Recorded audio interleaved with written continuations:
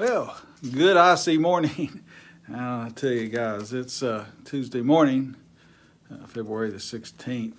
Um, Welcome to today's edition of Finding Your Way Home.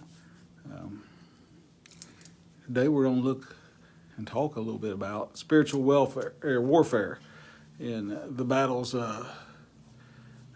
any Christian, especially a new Christian, will have to go through when they come to know Jesus, and it never ends. So we got to have a little bit of a fighting attitude about us, and let's just talk about that a little bit today, and because we know that through my personal experience anyway, that it never really stops. That we always got to be prepared to fight for what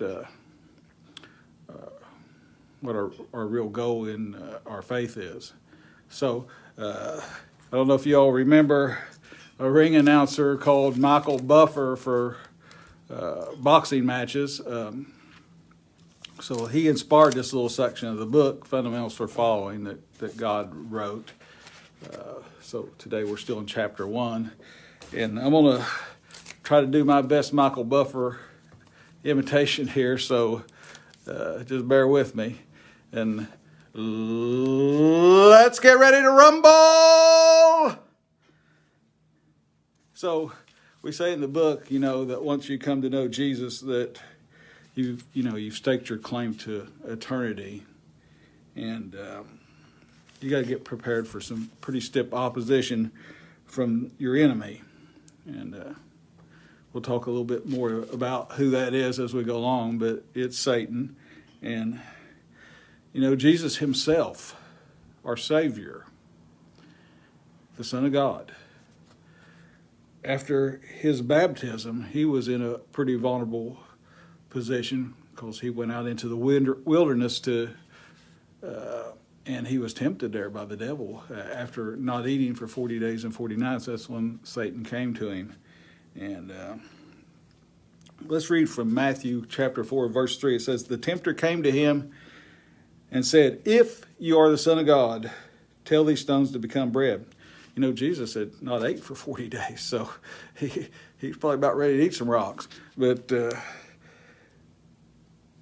I think this is a good illustration for us for what all of us will have to endure on some level. None of us is on a fast for 40 days, but there's a lot of times in our walk with Jesus, once you come to know him, it gets pretty tough because the devil sees you as a threat, and he's going to attack you, and he plays for keeps. So let's just talk about that a little bit. There's going to be obstacles erected to slow you down, trip you up, or God forbid, have you to even contemplate turning back on your journey. Early in my personal walk with Jesus, when I first came to know him, I got discouraged and thought about quitting. In fact, I took a rather lengthy detour. That's one of the reasons I felt compelled to write this book. I want, through my experience, to help you have confidence and courage when you come under spiritual attack, and you will. When that time comes in, if you know anything about football and a goal line stand, them big old defensive linemen dig their cleats in. They plant their feet, and they're not going to give an inch. And that's the attitude you got to have when you come under spiritual attack. You can't have an attitude like you're already defeated or there's no sense fighting because you're just not strong enough. You are strong enough.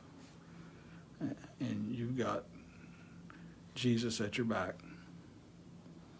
And you can hang on and make it no matter what he puts in front of you. Sometimes you have to run, though. Sometimes you have to bite your lip. Sometimes you have to swallow your pride. So, but Christian friends are important when that happens.